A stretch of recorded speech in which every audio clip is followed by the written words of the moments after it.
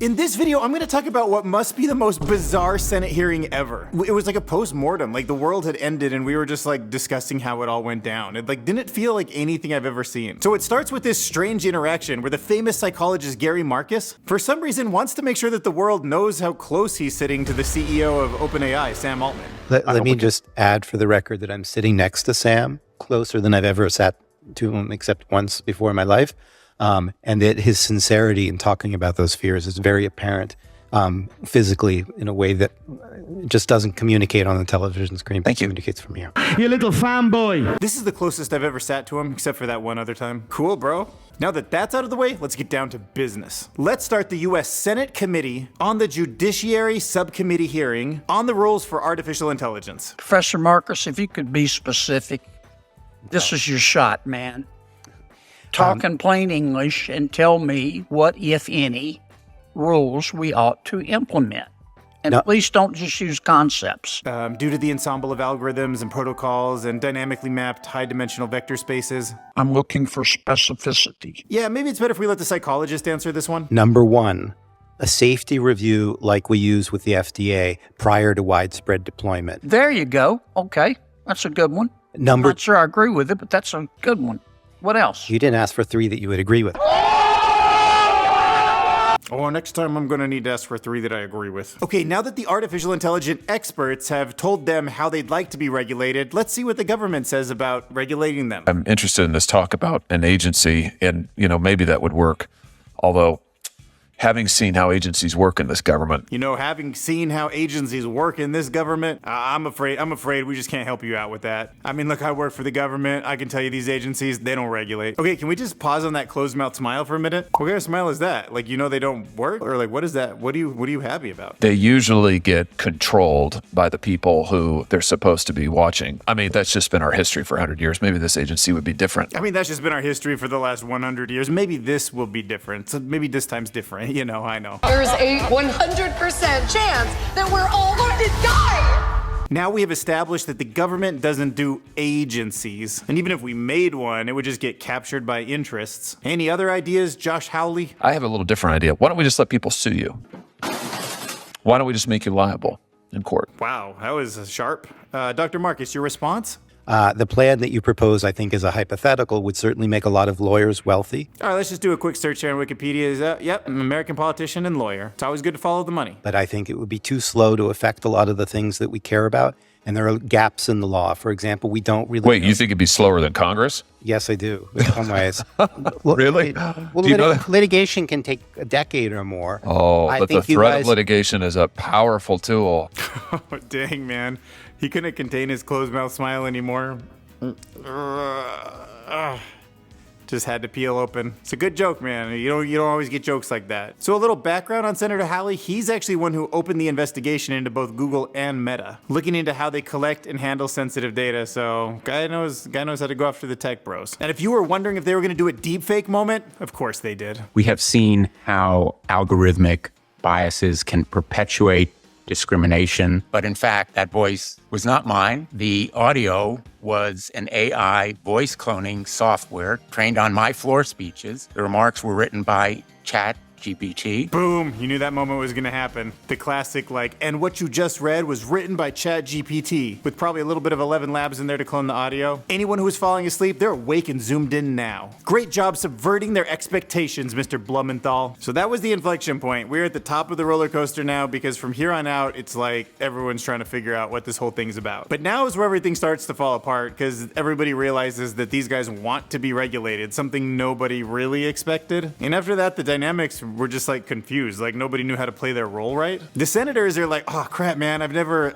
no one's ever wanted to be regulated before. How am I supposed to put the pressure on them? And the tech bros are like, yo, I'm here to be regulated. So here I am, get at me. All right, it's what the government always wants. You got him right in the corner. Go ahead, regulate the heck out of him. What are you gonna do? Lay it on. I can't recall when we've had people representing large corporations or private sector entities come before us and plead with us to regulate them. Okay, like I didn't really need like a narrative of what you were thinking. Like just what are the regulations? Lay it down. But I get it. It's like a teenager coming home and being like, can I have a curfew? And then the dad's like, yeah, like what curfew time do you want? The teenager's like, I don't know. You're the dad. Like put one, give me whatever's normal. And then the dad's like, oh, I was just gonna push back on whatever you said. So, let me think about it. Yeah, I'm just innovating way too fast. Someone hold me back. And what I'm hearing instead today is that stop me before I innovate again. Yeah, look, I'm just innovating too fast. If you guys could slow me down, that would be great. Like, that's the kind of Senate hearing we're at this point. And this is like not that far into the 3 hours. No! God, please, no! No! Okay, so now everything's just like broken and on the floor and nobody knows what to say. So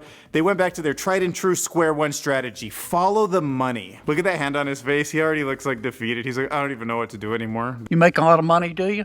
No. I'm paid enough for health insurance. I have no equity in OpenAI. Come on, like you're not rich. You're not like this rich billionaire who owns the craziest technology in the world. Really? Yeah. That's interesting. I mean, I assumed you're a billionaire and you didn't want to be regulated. So you're not trying to get out of regulation. You're not a billionaire. What the heck's going on? So at this point, the senator starts recommending more ways that Sam can get rich.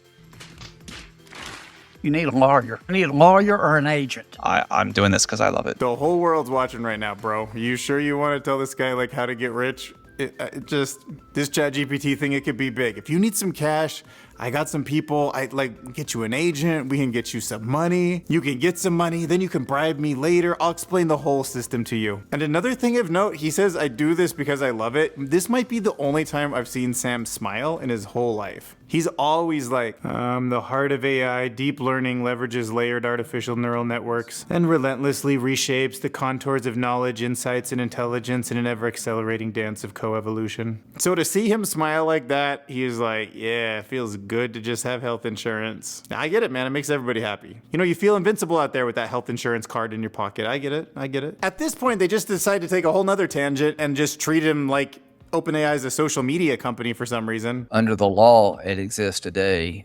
This tool you create, if I'm harmed by it, can I sue you? Yeah, we're claiming we need to work together to find a totally new approach. I don't think Section 230 is even the right framework. Wrong framework, bro. That's for social media companies. Section 230 provides website operators immunity from the liability of what the users do on their platform. It's meant for companies like Facebook, Twitter, Instagram, and Reddit. It means that they're free to moderate their platform however they see fit without being liable for everything that's posted. And Sam's basically like, ChatGPT and the OpenAI APIs are not actually even social networks. People aren't posting anything to them. So you're gonna need like a whole new thing. So yeah, Section 230 doesn't even make sense in this conversation. So then the senators are like, oh God, I got like another hour and a half of this. Like, let's pivot again. So the senators thought, jobs, that's it.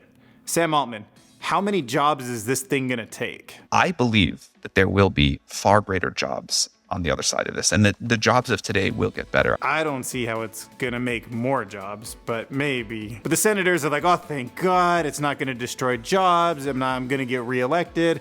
Everything's gonna be cool. And think about GPT-4 as a tool, not a creature. Wait, what? Who said it was a creature? What are you talking about, a creature? It's a tool, not a creature? Can you go back to the job thing? I'm very optimistic about how great the jobs of the future will be. So the senators are happy. Let's just get the psychologist to confirm, the job thing. So-called artificial general intelligence really will replace a large fraction of human jobs. What do you mean? So AI is gonna give us job and AGI is gonna take jobs? Which one are you guys building? Do you have AGI or AI? How long is this going to take? Is it going to be 10 years? Is it going to be 100 years? And I don't think anybody knows the answer to that question. So the senators are thinking, all right, the nerd guy thinks it'll create more jobs, and the psychologist says anywhere from 10 to 100 years. That'll be past my term. Should we consider independent testing labs, nutrition labels, or the equivalent of nutrition labels? We're back to the nutrition labels thing? Packaging that indicates to people whether or not the content can be trusted, what the ingredients are. Yeah, I think that's a great idea. All right.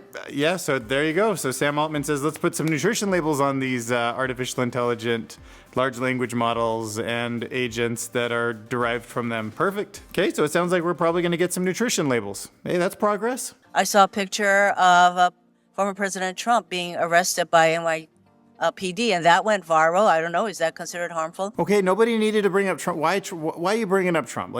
Trump's not here. Trump's not president.